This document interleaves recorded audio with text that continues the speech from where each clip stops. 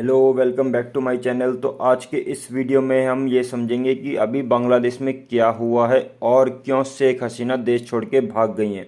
तो जैसे कि हम सबको पता है कि 15 अगस्त 1947 को जब इंडिया आज़ाद हुआ तो इंडिया का साथ ही पार्टीशन भी हो गया और पाकिस्तान एक नया देश एग्जिस्टेंस में आया। बट पहले क्या था, पाकिस्तान दो हिस्सों में था, एक वेस्ट पाकिस्तान और एक ईस्ट पाकिस्तान। जो आज बांग्लादेश है वो पहले ईस्ट पाकिस्तान हुआ करता था। और ये हम सबको पता है कि पाकिस्तान शुरू से ही मिलिट्री के इन्फ्लुएंस में रहा है। वहाँ पे डेमोक्रेसी केवल नाम मात्र के लिए ही है। तो जो मिलिट्री वेस्ट पाकिस्तान में शासन कर रही थी वो उसी का होल्ड ईस्ट पाकिस्तान में था। बट ईस्ट पाकिस्तान में जो बांग्ला स्पीकिंग पॉपुलेशन ज़्यादा थी, इनकी शुरू से डिमांड किसके लिए थी? डेमोक्रेसी के लिए। तो यहाँ पे प्रोटेस्ट होने स्टार्ट हो गए शुरू से ही। बट लेट 60s में क्या होता है, मुजीबुर रहमान जो हैं, जो अब प्रेजेंट जो प्राइम मिनिस्टर थी शेख हसीना, इनके फादर, इनके लीडरशिप में मेजर प्रोटेस्ट स्टार्ट हो जाते हैं डेमोक्रेसी के लिए। और इंडिया की मदद से 1971 वॉर होती है, जहाँ से क्या होता है, बांग्लादेश लिबरेट हो जाता है और एक नया बांग्लादेश देश एग्जिस्टेंस में आ जाता है। और बांग्लादेश के मुजीबुर रहमान पहले प्रधानमंत्री बन जाते हैं। अब बांग्लादेश की पॉलिटिक्स क्या है कि बांग्लादेश में मेनली दो पार्टीज़ हैं, एक अवामी लीग जिसकी लीडर शेख हसीना है और दूसरी है बीएनपी पार्टी। अब अवामी लीग क्या होता है कि जब शेख मुजीबुर रहमान प्राइम मिनिस्टर बनते हैं तो 3-4 साल बाद ही 1975 में इनका असैसिनेशन हो जाता है, इनको मार दिया जाता है और आर्मी क्या हो जाता है, तख्ता पलट कर देती है और आर्मी पावर में आ जाती है। उस टाइम भी शेख हसीना का पूरा परिवार इंडिया में शरण के लिए आ गया था। अब कहानी आगे चलती है और धीरे धीरे फिर से डेमोक्रेसी रिस्टोर हो जाती है बांग्लादेश में। बट शेख हसीना के अंडर बांग्लादेश काफ़ी अच्छी तरक्की कर रहा था, इसमें कोई दो राय नहीं था। तो फिर ये प्रोटेस्ट हुए क्यों? जो काफ़ी टाइम से 2-3 महीने से लगातार प्रोटेस्ट चल रहे थे, इनके पीछे का कारण क्या था? तो इसके पीछे का जो मेन रीज़न है वो है रिजर्वेशन। बांग्लादेश जब 1971 में स्टार्ट हुआ तो जिन लोगों ने उसमें कंट्रीब्यूट किया वहाँ पे उन लोगों के लिए 30% रिजर्वेशन है, ठीक। और साथ ही साथ 26% जो और रिजर्वेशन है वो वुमेन्स के लिए और जो दिव्यांग और माइनॉरिटीज़ के लिए है। यानी कुल जो रिजर्वेशन है वो 56% है और 44% ओपन मेरिट बेस्ड पे है। तो इसके लिए क्या होता है, यहाँ पे भयंकर प्रोटेस्ट होता है 2018 में, 2018 में दबा के प्रोटेस्ट होता है। तो ये जो 30% रिजर्वेशन था जो फ्रीडम फाइटर्स के लिए था, जो जिन्होंने 71 का वॉर लड़ा था, उनके बच्चों के लिए, इस रिजर्वेशन को शेख हसीना की सरकार ने हटा दिया। फिर स्टोरी ठीक हो गई। बट अभी क्या हुआ, पिछले 2-3 महीनों पहले बांग्लादेश के कोर्ट ने इस रिजर्वेशन को फिर से बहाल कर दिया, ठीक। इस ऑर्डर के आते ही बांग्लादेश में फ्रेश प्रोटेस्ट स्टार्ट हो जाते हैं, जिसके बाद भयंकर प्रोटेस्ट होते हैं जहाँ पे कई लोगों की डेथ हो जाती है। और साथ ही साथ अनएम्प्लॉयमेंट बांग्लादेश में बढ़ ही रहा था, ठीक। तो इसकी वजह से प्रोटेस्ट होते हैं दबा के। तो सुप्रीम कोर्ट इस आदेश को स्ट्रक डाउन कर देता, हाई कोर्ट के आदेश को, और ये कह देता है कि 93% जो जॉब्स रहेंगे वो मेरिट बेस्ड पे रहेंगे। बट प्रोटेस्ट अब रुके नहीं, अब प्रोटेस्ट लगातार चलते रहे।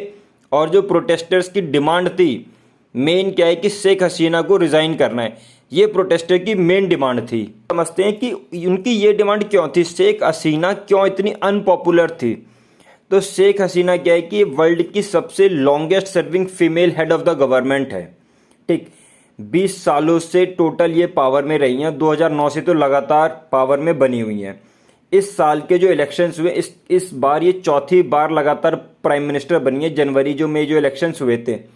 बट ये इस बार एलिगेशन लगाया गया कि जो इलेक्शन इन्होंने करवाए उसमें सारे अपोजिशन को क्या कर दिया, जेल में डाल दिया। जितने भी मेन अपोजिशन लीडर थे, बिल्कुल कहते हैं अपोजिशन मुक्त इलेक्शन करवाए। और साथ ही साथ ये कह रहे हैं जो भी इनके खिलाफ आवाज़ उठा रहा था उसको काफ़ी फोर्स के साथ दबाया जा रहा था और एक्स्ट्रा जुडिशियल किलिंग भी ये करवा रही थी। मतलब जो भी इनके खिलाफ आवाज़ उठा रहा था उसको साम दाम दंड भेद लगा के उसकी आवाज़ों को क्या कर रही थी, रोक रही थी, दबा रही थी। बट शेख हसीना जितने भी एलिगेशन लग रहे थे उनको इन्होंने रिजेक्ट किया। बट लोग समझते जा रहे थे और इनके खिलाफ जो था गुस्सा वो बढ़ रहा था, अनएम्प्लॉयमेंट भी बढ़ रहा था और इनके जो आदेश आ रहे थे जो ये अपोजिशन को दबाती जा रही थी, इसकी वजह से लोग देख रहे थे उनका गुस्सा बढ़ता जा रहा था। तो ये जो अभी ऑर्डर आया हाई कोर्ट का, इससे वो गुस्सा क्या होता है, फूट गया एक साथ। अब वो पहले वाला गुस्सा बढ़ ही रहा था, ये ऑर्डर आया, इस वजह से ये सब एक साथ इम्प्लोड हो गया लोगों का गुस्सा, और इस गुस्से की आग में शेख हसीना की कुर्सी चली गई। जब प्रोटेस्ट बढ़ने लगे तो शेख हसीना ने भी एक गलती कर दी। पहले तो इन्होंने क्या, प्रोटेस्ट को संभालने के लिए आर्मी को डिप्लॉय कर दिया और पुलिस को पीछे रख के आर्मी को डिप्लॉय किया। फिर दूसरा, जो स्टूडेंट्स प्रोटेस्ट कर रहे थे उन्होंने कहा कि ये स्टूडेंट नहीं, ये आतंकवादी हैं। इससे जो छात्र प्रदर्शन कर रहे थे, जो लोग प्रदर्शन कर रहे थे, वो और भड़क गए और जो प्रोटेस्ट थे वो और इंटेंसिफाई हो गए। इन्होंने कहा कि ये तो छात्र ही नहीं, ये तो सब आतंकवादी हैं, कि छात्र ऐसा करते ही नहीं। इसके बाद प्रोटेस्ट और ज़्यादा भड़क गए बांग्लादेश में, और कम से कम हाल फिलहाल के प्रोटेस्ट में 1000 से ज़्यादा लोगों की जान चली गई, कई पुलिस वाले भी मारे गए। तो निचोड़ यही रहा कि अब शेख हसीना को ये लगने लगा कि प्रोटेस्ट बहुत ज़्यादा बढ़ गए, कि अब इनके मामला जो है इनके हाथ से निकल चुका है। तो अब ये कल जब इनको ये लगने लगा कि आर्मी का कंट्रोल बढ़ता जा रहा है, प्रोटेस्टर इनके घर की तरफ बढ़ने लगे, तो ये सेफली भाग गई दोपहर में यहाँ से, अपने घर से, प्राइम मिनिस्टर हाउस से निकल गई। इसके बाद आर्मी ने कब्जा कर लिया, लोग इनके घर में, प्राइम मिनिस्टर आवास के अंदर घुस गए, पार्लियामेंट में लोग बैठे हुए हैं और जश्न मना रहे हैं। इसके बाद जब ये अनाउंस किया कि शेख हसीना भाग गई, लोगों ने पहली बात तो दबा के सेलिब्रेट किया है कि चलो बहुत बढ़िया हुआ, भाग गई, एक डिक्टेटर थी भाग गई। इनके पिताजी की जो प्रतिमा लगी हुई थी, जो स्टैचू लगे हुए थे मुजीबुर रहमान के, वो दबा के तोड़े गए हैं। सारे स्टैचू जो इनके फादर के लगे हुए थे वो तोड़े गए और लोगों ने दबा के जश्न मनाया है।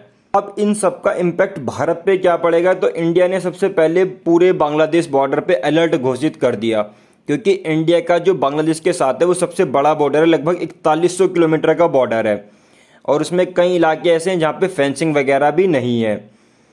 तो अब इंडिया के लिए समस्या क्या है कि इंडिया ऑलरेडी दो अपने पड़ोसी मुल्कों से वैसे हम जूझ रहे हैं, दो फ्रंट पे वॉर हमारी वैसी लगी रहती है, एक पाकिस्तान और एक चाइना। इन दोनों से हम वैसे नहीं पीछे छुड़ा पा रहे, दोनों आए दिन हमले करते रहते हैं। पाकिस्तान आतंकवाद को भेज रहा है और चाइना भी कुछ ना कुछ हरकतबाजी करता रहता है। तो अब ये जो बांग्लादेश वाला ड्रामा हुआ है, इससे इंडिया के लिए और ज़्यादा प्रॉब्लम बढ़ने ही वाली है। दूसरा, ये ऐसा नहीं साउथ एशिया में ये पहला हुआ है। साउथ एशिया में अगर आप देखो तो साथ हर कंट्री अनस्टेबलाइज्ड हुई पड़ी है। पहले क्या हुआ, अफगानिस्तान में तालिबान का शासन लौट आया, वहाँ से डेमोक्रेसी गई। नेपाल में आए दिन प्रधानमंत्री बदलते रहते हैं, खुद इन लोगों को नहीं पता चल रहा कौन है प्रधानमंत्री, आज कोई कल कोई कभी कोई। अभी ओली फिर से पावर में आ गए, वो भी प्रो चाइना लीडर है। तालिबान भी देखो तो प्रो चाइना है, प्रो पाकिस्तान है। ठीक, म्यांमार में जो सत्ता थी, जो डेमोक्रेसी थी, वो चली गई और आर्मी वहाँ पे भी टेक ओवर कर गई। श्रीलंका में आपने देखा ही था, पिछले कुछ दिनों में भयंकर प्रोटेस्ट हुए थे। बांग्लादेश, तो पूरे अगर देखो तो रीजन में क्या इनस्टेबिलिटी फैली हुई है, पूरे रीजन में क्या इनस्टेबिलिटी। अब इससे क्या खतरा रहता है, तो माइग्रेशन का खतरा रहता है कि लोग अगर इधर से इंडिया में घुस रहे हैं तो हमारी सिक्योरिटी के लिए भी, जो बॉर्डर सिक्योरिटी है उसके लिए भी रिस्क है। क्योंकि जब म्यांमार में तख्ता पलट हुआ तो वहाँ से कई लोग इंडिया में घुस गए, क्योंकि बॉर्डर क्या है, ओपन था। सेम बांग्लादेश के साथ है, बांग्लादेश में भी कई जगह बॉर्डर क्या है, ओपन है। तो ये डर रहता है कि कहीं ना कहीं ऐसा ना हो कि रिफ्यूजी बहुत ज़्यादा बढ़ जाए, क्योंकि क्या है कि क्रॉस बॉर्डर लोगों के संबंध अच्छे हैं, कि भाई अगर बांग्लादेश और जो पश्चिम बंगाल के लोग, इनके संबंध तो अच्छे हैं। ऐसी म्यांमार और जो इधर जो नॉर्थ ईस्ट रीजन है, नॉर्थ ईस्ट स्टेट है, उसमें भी अच्छे संबंध है। तो ये खतरा रहता है कि वहाँ से लोगों की माइग्रेशन, जो रेफ्यूजी है, वो बहुत ज़्यादा बढ़ जाए। उससे क्या है कि इंडिया की इंटरनल सिक्योरिटी के लिए खतरा है। दूसरा, इंडिया में वैसी अपनी समस्याएं बहुत हैं, हम अनएम्प्लॉयमेंट से वैसे ही जूझ रहे हैं। अगर वो लोग आएंगे तो सिक्योरिटी रिस्क और एम्प्लॉयमेंट की और कमी हो जाएगी। तो अब ये देखने वाली बात है कि जो इंडिया है कि इस चैलेंज को कैसे डील करता है। इंडिया की जो फॉरेन पॉलिसी के लिए बहुत बड़ा चैलेंज है। बट ये है कि इंडिया की फॉरेन पॉलिसी बढ़िया रही है, तो वो नेचुरल है कि भाई जो पावर में बैठे हुए अच्छे से डील करेंगे। अब ये न्यू दिल्ली का इम्तिहान है कि वो कैसे इस सिचुएशन को डील करती है और कैसे इस सिचुएशन से निकल के आती है। और साथ ही साथ ये टाइम भी है कि हमें अपनी डेमोक्रेसी पे प्राउड होना चाहिए कि 75 ईयर्स में हम अपनी डेमोक्रेसी, इंडिया ही एक ऐसी है जो रीजन में अच्छी डेमोक्रेसी से चल रही है। बट साथ ही साथ एक आहट, जो चिंगारी या जो कहते हैं चेतावनी भी है, जो बांग्लादेश में प्रोटेस्ट हुआ उसके लिए एक चेतावनी भी क्या है कि जैसे हमारे यहाँ भी रूलिंग पार्टी का नारा क्या था पहले, अपोजिशन मुक्त भारत या अपोजिशन कांग्रेस मुक्त भारत। तो ये कहीं ना कहीं जब अपोजिशन मुक्त कर देते हैं तो मामला खराब ही हो जाता है। तो ये कहीं ना कहीं सीखना पड़ेगा कि मूवमेंट ये नहीं, स्लोगन ये नहीं होना चाहिए कि अपोजिशन मुक्त भारत। स्लोगन वो है कि सबको साथ लेके चलो, नहीं तो फिर ऐसा ना हो कि कभी प्रोटेस्ट, ऐसे प्रोटेस्ट इंडिया में ना देखने को मिले। तो ये कहीं ना कहीं चेतावनी है कि बांग्लादेश को देखते हुए अभी हमें संभलने की और ज़रूरत है, और जो हमारी डेमोक्रेसी है इसको और हमें मजबूत करना होगा। वैसे मजबूत है और मजबूत करना है। तो आज के वीडियो को रखते हैं यहीं तक। वीडियो अच्छा लगे तो वीडियो को लाइक करना, वीडियो को शेयर करना, चैनल को सब्सक्राइब करना। मिलते हैं नेक्स्ट वीडियो में। Thank you.